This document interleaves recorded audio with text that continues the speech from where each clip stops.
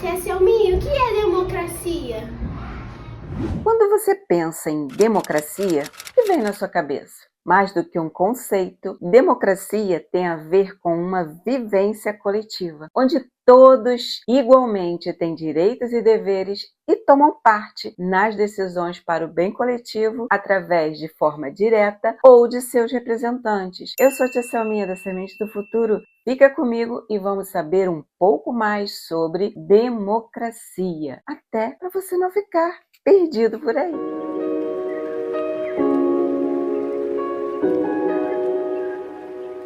Sabe quando você se reúne na escola, no clube, nas associações para reivindicar seus direitos? Quando você notifica que um serviço público não foi bem prestado? Quando busca participar nas decisões para a melhoria do seu bairro? Quando você luta para reduzir as desigualdades e o preconceito? Você está vivendo e atuando em uma democracia. Vou dar um exemplo. Pense em uma reunião de bairro onde estamos decidindo se vamos construir um novo parque ou uma nova praça. Em uma democracia, todos nós podemos dar nossa opinião e votar sobre qual projeto deve ser realizado. A decisão deve ser feita com base na maioria das opiniões. Na democracia, você tem voz e ainda tem o dever de ouvir as pessoas que pensam diferente de você. Mas não dá para decidir sobre algum tema e ouvir milhares de pessoas. Então, escolhemos representantes através do voto de 2 em 2 anos.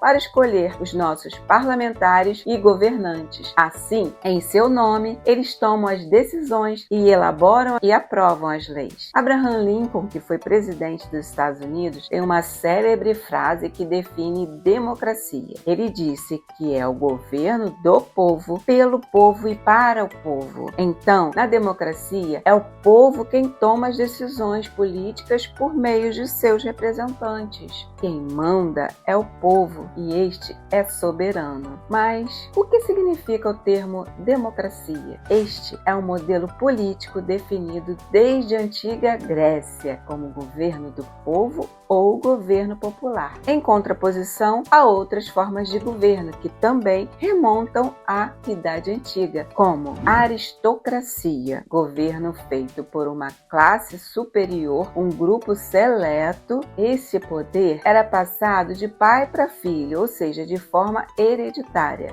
Monarquia, governo em que um monarca, rei ou imperador exerce o poder até a sua morte ou abdicação, que seria a desistência. Diarquia, poder dividido entre 2 chefes de Estado. Tirania, tipo de governo em que o líder chega ao poder de forma ilegítima, sem a participação popular, sendo um governo autoritário e que abusa do poder, não respeita as leis. Geralmente chegam ao poder pela força das armas ou pela corrupção das instituições, como é o caso da Venezuela de Maduro.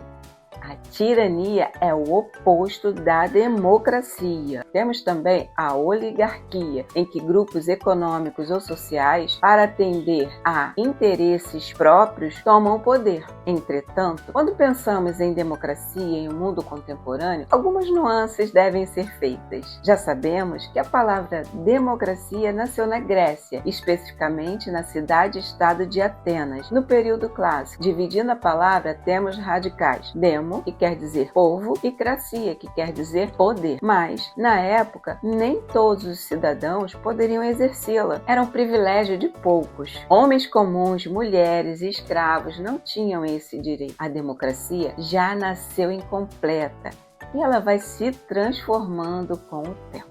No Brasil, temos a Constituição, que é a lei maior que regula os atos de todos os cidadãos brasileiros. E no artigo 5º diz que todos são iguais perante a lei, sem distinção de qualquer natureza, garantindo aos brasileiros e estrangeiros residentes no país a inviolabilidade do direito à vida, à liberdade, à igualdade e à segurança. A Constituição brasileira prevê que o povo poderá exercer democracia de 2 maneiras distintas: indireta pelos representantes ou semi-indireta, onde o povo se faz presente. Pode ser de forma de plebiscito, que é uma consulta popular antes de se promulgar uma lei. Então a lei não existe, vamos consultar o povo.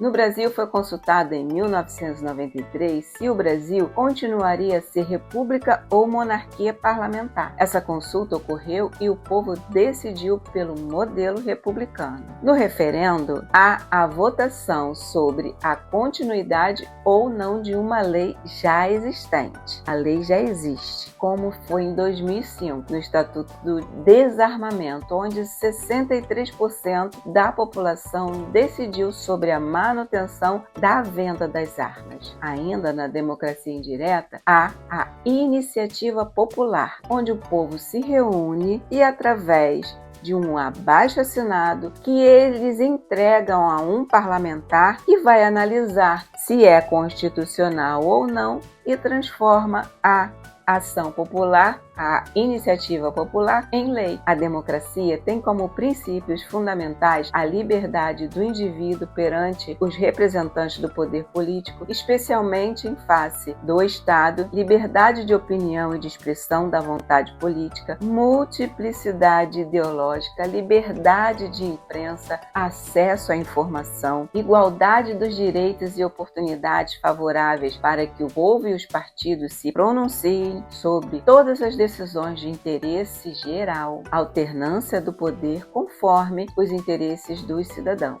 A democracia se sustenta em 3 pilares: poder executivo, responsável pela administração do Estado, representado pelo presidente, por governadores e prefeitos; legislativo, representado por senadores, deputados e vereadores, que propõem as leis para o Estado e fiscaliza o executivo; e judiciário, que é o responsável pela interpretação e execução das leis através do Supremo Tribunal Federal, o STF, e do Superior Tribunal de Justiça. A igualdade e a harmonia entre esses 3 poderes é o motor de transformação da sociedade, porque a democracia não é completa e está sempre em transformação. Lembrando que o legislativo faz as leis, o executivo executa as leis e o judiciário julga através das leis criadas pelo legislativo. Um poder não pode de forma nenhuma interferir no outro, cada um no seu limite. Quando isso não acontece, a democracia fica abalada e isso prejudica o país como um todo. No Brasil, o voto é obrigatório para os cidadãos a partir de 18 anos até 70, sendo optativo para quem tem de 16 e 17 anos e acima dos 70 anos. Votamos a cada 2 anos, um biênio para prefeito e vereadores e o outro para presidente, Câmara dos Deputados e Câmara estaduais e federais e senadores. Esta eleição é majoritária, mas é só ir votar